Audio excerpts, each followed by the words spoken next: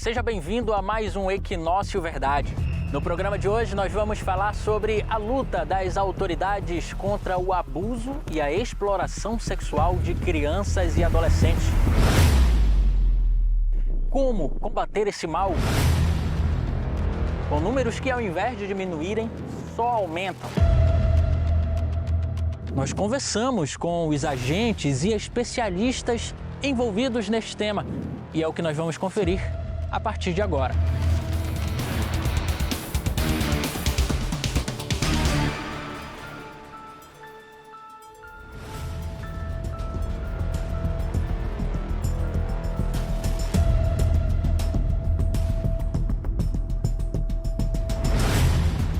De acordo com a organização civil Faça Bonito, referência na luta pela proteção de crianças e adolescentes, o abuso sexual é configurado como qualquer abordagem sexual envolvendo menores.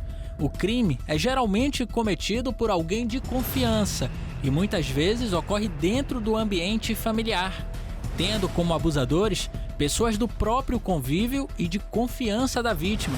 Já a exploração sexual é caracterizada pelo uso de crianças e adolescentes para fins sexuais, visando o lucro, seja no contexto da prostituição, no compartilhamento de conteúdo e imagens de abuso, nas redes de tráfico ou no turismo com motivação sexual.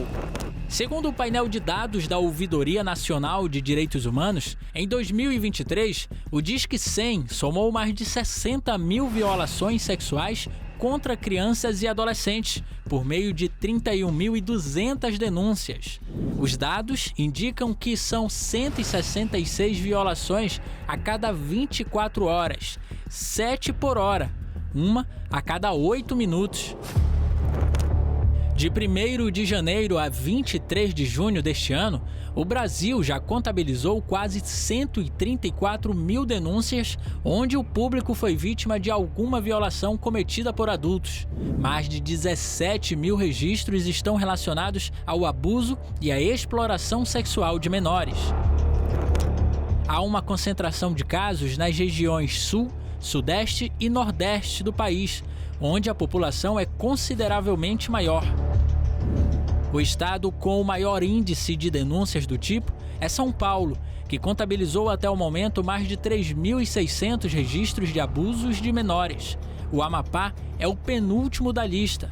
Até esta semana foram denunciados 76 casos de violações, com 48 estupros de vulnerável e outros 19 estupros de vítimas com idades acima dos 14 anos. Foram 8 abusos e 4 registros de exploração sexual. Mas os dados fornecidos pela delegada Clívia Valente, titular da Delegacia Especializada em Repressão a Crimes contra a Criança e o Adolescente, deixam claro que, no Amapá, esses números são superiores. Só de estupro de vulnerável, nos últimos 5 anos, foram mais de 1.600 registros, com destaque para 2022, que chegou a 477 boletins. Neste ano, já foram mais de 170. Olá, delegada. Tudo bem? Muito trabalho? Bastante, né? A DERCA é uma delegacia voltada à proteção de crianças e adolescentes, repressão ao crime contra crianças e adolescentes, e o nosso trabalho é bastante intenso. Delegada, a gente está no mês de junho.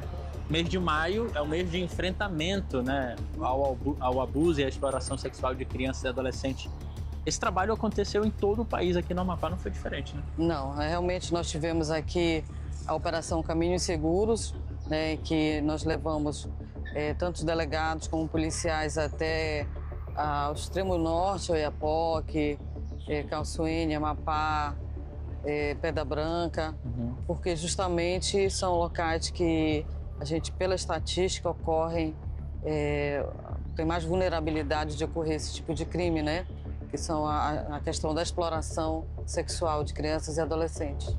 No período de 2 a 21 de maio, foram cumpridos 8 mandados de prisão e 1 de busca e apreensão em Macapá, Oiapoque e Mazagão, além da conclusão de 40 inquéritos policiais.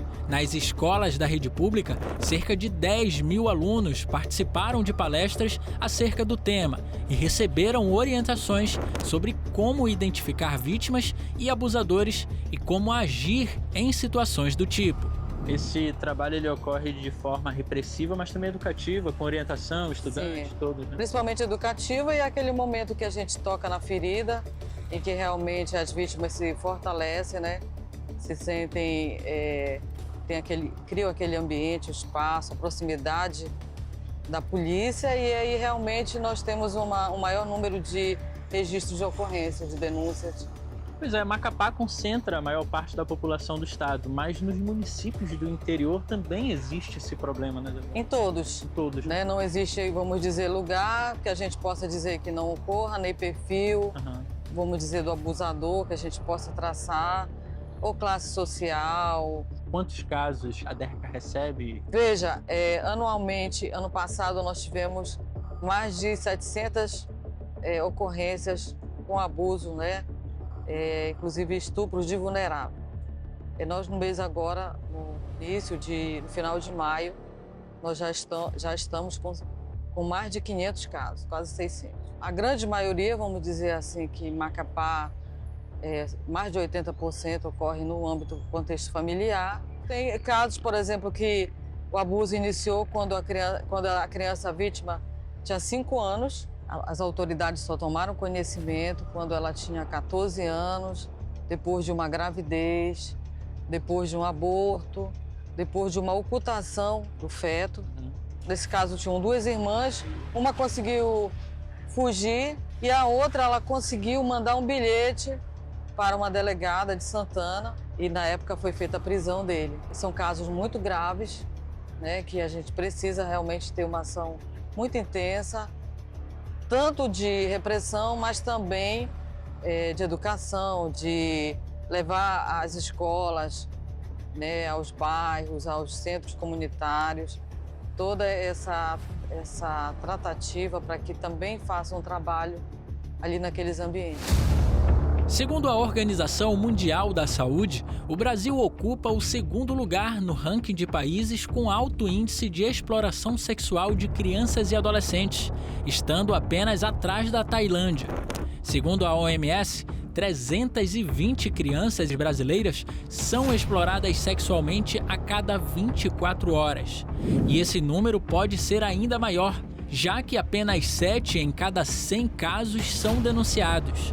O estudo ainda esclarece que 75% das vítimas são meninas. No Amapá, é o mesmo cenário.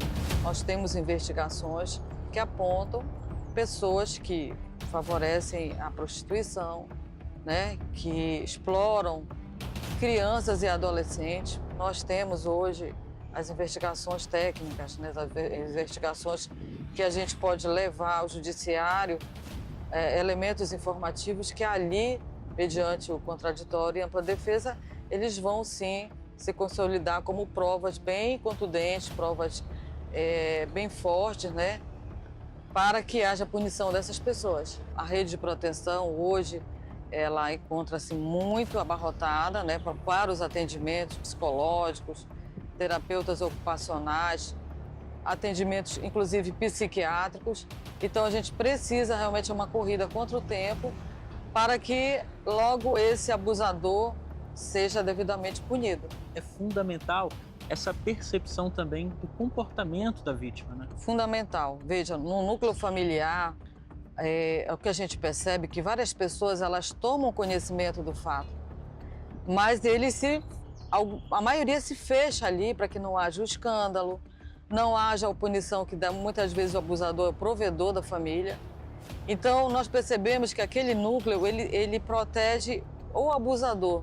Então é importante que levem a denúncia, a informação o quanto antes para a delegacia.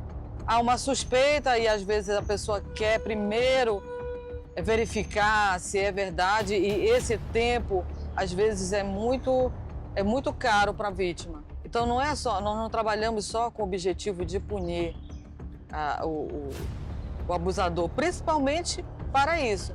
Mas também a gente pode verificar que não, de fato, aquela criança não estava correndo, não estava ali sendo abusada por ninguém.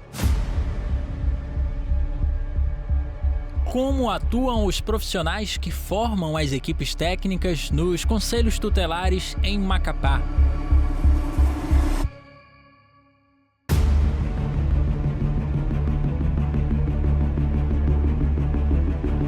Uma preocupação das autoridades é quanto às práticas realizadas pelos abusadores por meio de ambientes virtuais, criados na internet com o propósito de aproximar e ganhar a confiança das vítimas, que na maioria das vezes são crianças, jogando em plataformas de conversação e sem o acompanhamento dos responsáveis, como explica a titular da Delegacia de Crimes Cibernéticos do Amapá, a delegada Áurea Uchoa.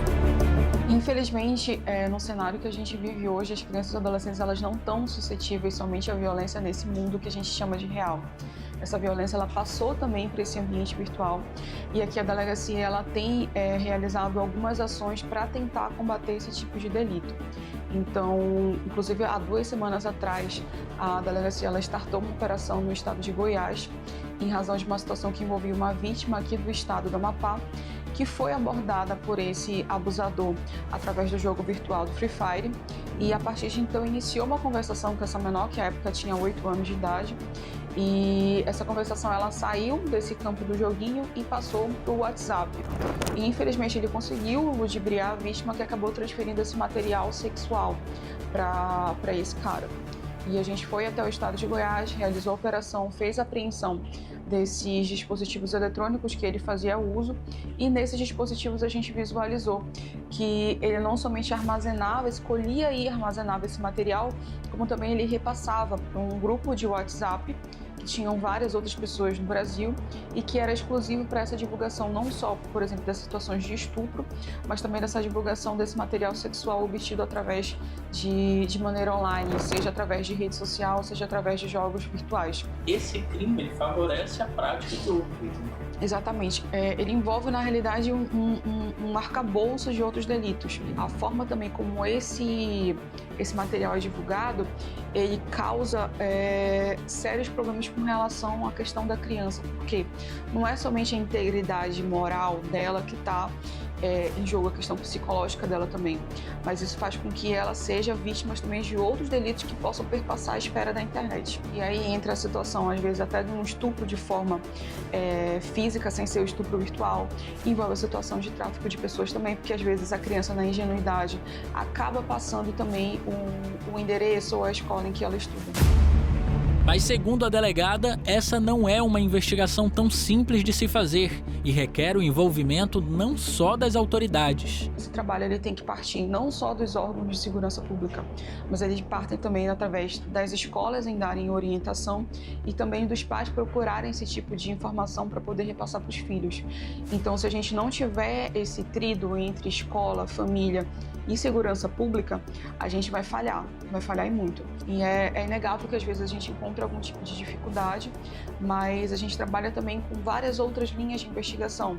Por exemplo, se no caso do jogo virtual ele não estiver hospedado, por exemplo, aqui no Brasil, a gente passa, por exemplo, as outras linhas, como por exemplo a questão do WhatsApp ou através de outra rede social que a gente consegue uma maior celeridade com relação a essa investigação. Mas até agora, todos os casos que passaram aqui pela delegacia, todos eles foram solucionados. Como órgão que atua em defesa do Estatuto da Criança e do Adolescente, o Conselho Tutelar conta com uma equipe técnica formada por assistente social, pedagogo, psicólogo e assessor jurídico. Juntos, eles precisam analisar o estado das vítimas e prestar o melhor atendimento de acordo com a gravidade de cada caso, como explica esta psicóloga especialista em psicanálise. Os menores, a gente não faz os atendimentos, a gente faz o acolhimento, né? Mas as medidas são mais médicas, né? A gente faz os exames na Politec e aí a gente faz outras questões. Dependendo da criança, que onde ela fala bem, o desenvolvimento da criança, né? Tem criança de 3 anos que fala muito bem, se expressa muito bem, de 4, de 5, e aí a gente faz os acolhimentos com a fala dela, da criança, né? Como é que funciona esse trabalho também em relação à família dessas crianças? Como a maior parcela das vítimas de abuso sexual vem dentro da família. Então, depende muito de como a família vai lidar com a criança, né? Às vezes a família ela não acolhe a criança, ela não acredita na criança e às vezes até culpa a criança por ter dado aquele conflito familiar, entendeu? Então, nesse tipo de situação, a gente afasta a criança daquele vínculo da família, né? Às vezes procura um outro familiar, que a gente chama de família extensa, né? Ou então a gente faz a questão dos abrigos, né? E quando a família acolhe, a família entende, a família fica do lado da criança, e aí é feito um trabalho também aqui dentro do conselho, os conselheiros fazem essa questão do acolhimento com os pais, enquanto eu faço com a criança, né, e com os adolescentes.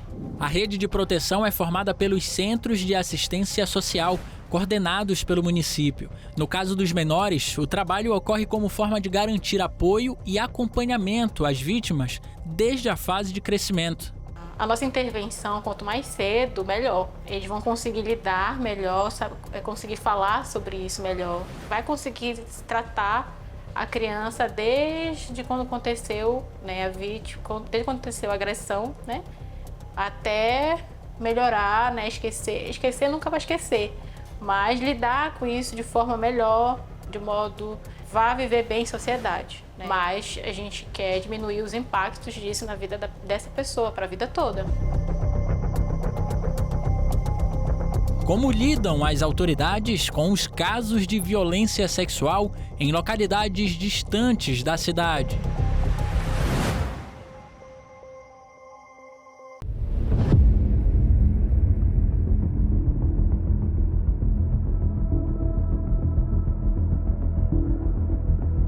Muitos casos não acontecem somente na região metropolitana, no perímetro urbano, mas sim também em áreas ribeirinhas, e inclusive são muitos casos. É onde as autoridades têm maior dificuldade de chegar e prestar atendimentos assistenciais, jurídicos e também com orientações.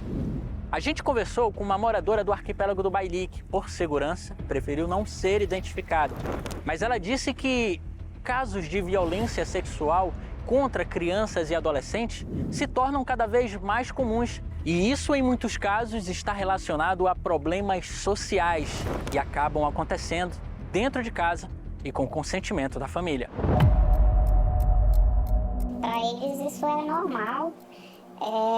Um caso mais recente da menina de 12 anos ter engravidado do próprio padrasto e a mãe ficou chateada porque a menina de 12 anos queria denunciar. E viajou, foi embora com o esposo, né, o padrasto, e a menina ficou grávida sozinha com o bebê para criar. Mas não é o único caso, né? A gente tem outros casos que a mãe com o pai, por uma questão financeira, deixa a menina, a adolescente, à disposição de pessoas com um poder aquisitivo melhor um pouco da família, que para eles isso aí é como se fosse algo normal e comum, a idade, a falta de, talvez até pela falta de oportunidade de emprego, eles entendem que a filha vai ter um futuro melhor se estiver com uma pessoa que pode oferecer algo, como se fosse em alguns casos, uma venda da própria menina de 12 anos para alguém com poder aquisitivo um pouco melhor. E em outros casos, pelo fato realmente de achar que aquilo é normal. Você viu isso acontecer com pessoas próximas a você? Sim, pessoas muito próximas ao círculo até familiar. Isso para eles é muito comum, é normal na vida dos adolescentes. Ter uma amizade, um vínculo, e ali às vezes é o amigo do pai, é o vizinho do próprio pai, da mãe. Então cria o próprio convívio. Pessoa do próprio convívio familiar. São vários casos, então se for colocar cada caso é um caso, mas são inúmeros casos que acontecem. Na verdade, toda vez que o juizado itinerante vai ao arquipélago do Bailique, ele encontra esses casos e às vezes, acho que até para a própria justiça, é difícil de resolver quando os pais são coniventes com o que está acontecendo. E às vezes nem eles mesmos querem falar, não comparecem, justamente porque sabem que são culpados pelo acontecido. O interesse do judiciário vai de encontro à vontade da própria família, né? Exatamente. Para eles isso não é bom porque São casamentos de 12, 20 anos, 30 anos, que eles não querem se desfazer, por saber que às vezes a mãe não concorda, mas o pai concorda. Ou às vezes o pai concorda e a mãe não concorda, e aí com isso fica tudo, para eles, tudo normal. Quando a gente chega lá, é outra bolha, é uma outra situação, que também é muito, assim, agravante, que necessita ser sempre olhado. Eles chamam de cultural, né? E eu entendo até porque seja algo de muitas pessoas não terem condições de sustentar muita gente.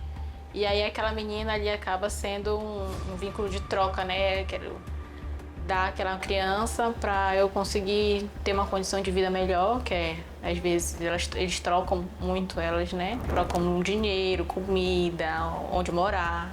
Entendeu? Então lá é esse outro tipo de situação que a gente pensa que não existe, mas existe e muito.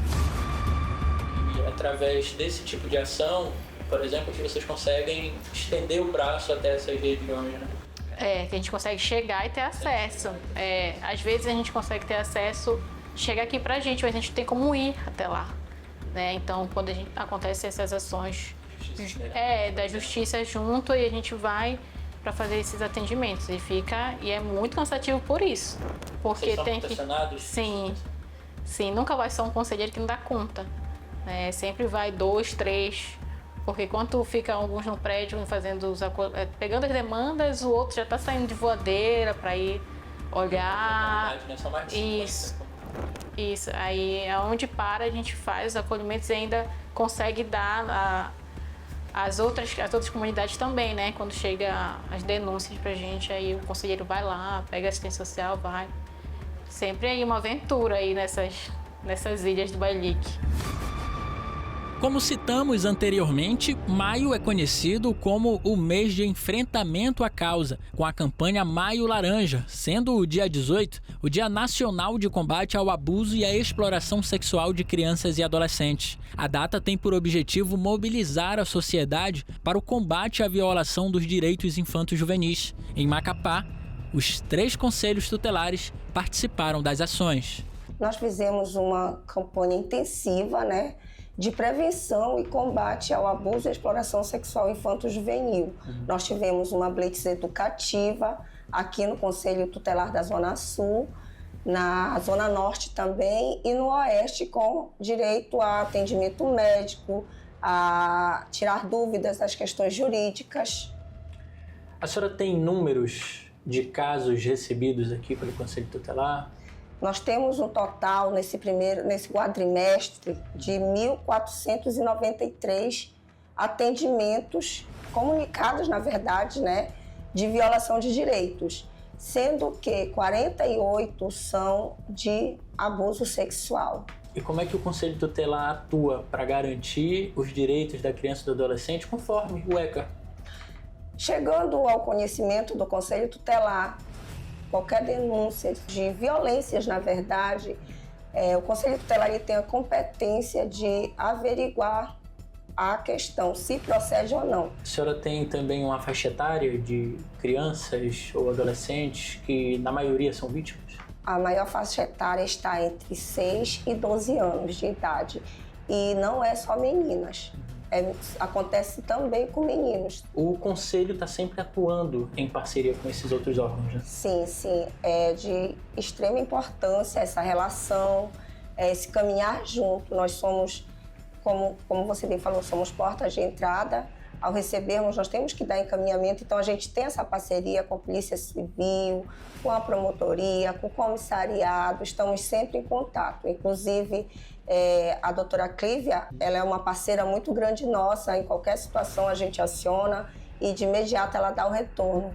Esse tema é sensível, ele merece atenção e várias formas de abordagem. Mas para quem está acompanhando, para as mães, familiares, que precisam identificar vítimas no seio ali familiar, crianças, adolescentes, qual é a mensagem para esse público? A mensagem é a proximidade dos familiares, né, daqueles que têm esse dever, principalmente as mães, mas a gente não descarta aqui os pais também. Permita que seu filho possa revelar para você qualquer tipo de abuso.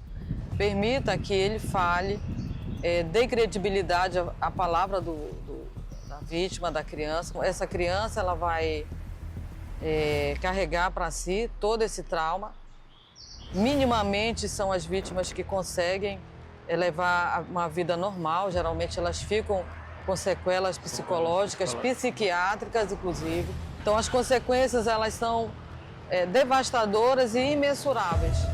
A gente aproveita já também essa oportunidade para lançar esse alerta para os responsáveis, os pais responsáveis, tanto de crianças quanto de adolescentes que fazem uso desses jogos, fazem uso de rede social, para tomar cuidado com quem, no caso, o seu filho, o seu sobrinho, está falando no telefone. E o principal de tudo, né? Se porventura o pai responsável, a escola, detectar que há uma mudança comportamental naquela criança e visualizar algum desse tipo de conversação no dispositivo que a criança utiliza, a primeira coisa a se fazer é retire esse dispositivo dessa criança, coloca em modo avião e leva imediatamente até a polícia e faça o registro de ocorrência. Por quê? A gente tem que pensar que às vezes não é somente a nossa criança que está correndo risco. A partir do momento que a gente apaga a conversa, retira o celular da criança e acha que nada vai acontecer, você está colocando em risco outras crianças, porque essa pessoa não vai parar só nessa primeira. Ela vai tentar fazer outras vítimas.